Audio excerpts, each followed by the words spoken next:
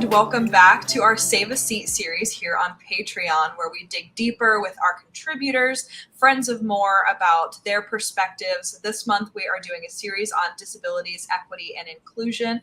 We've talked to some wonderful people in the world of disabilities and inclusion about how we can make our world more accessible for people with disabilities. And today I am joined by two wonderful women from Bosma Enterprises that works to help visually impaired people join the workforce, be more independent in their homes, and have those rehabilitative services available to them. So welcome, both of you, to our Save a Seat series here on Patreon. Hi, Chloe. Hello. Thank you so much for joining me again. If you're listening to this and you haven't listened to our episode on Spotify, just pause this, go listen to the episode on Spotify first. We cover a lot of good ground, and then you can come back and finish this one. But for those of you who did not listen, Sherine and Lisa, will you introduce yourselves again and talk a little bit about what you do at Bosma? Absolutely. So my name is Sherine Monroe. I am a contracts and compliance manager at Bosma. I've been working there for 3.5 years, and I essentially work with a lot of contracts commercially and with government. And I also do manage a lot of policies at the office.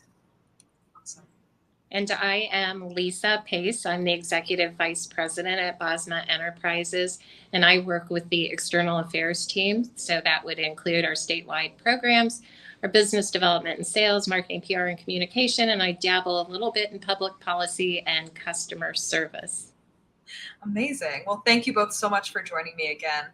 Sherine, you said something that perked my ears a little bit, because I personally work at a Medicaid-funded residential services company. And when you said, you deal with things with the government, it just got me thinking, like, do you guys deal with the same red tape and regulations that come with working with the government? That could be a very tricky field to navigate sometimes.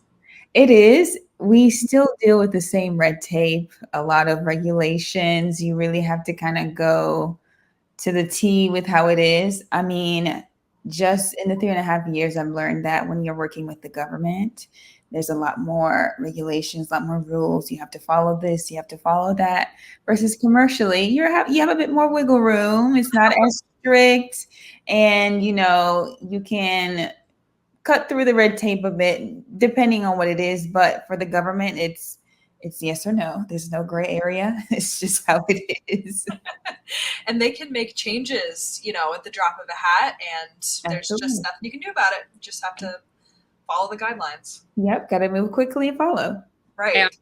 Our partners that working with the government is not for the impatient. So true. But, we appreciate that they have these social programs in place, and that they are trying to work with companies like Bosma Enterprises to enhance the lives of these people. So for that, we are thankful.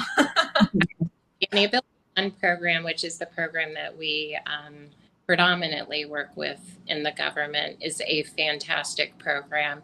That's sole purpose is to create employment for people who are blind or visually impaired, and people who have significant disabilities who otherwise face a 70% national unemployment rate. So there's just not jobs available.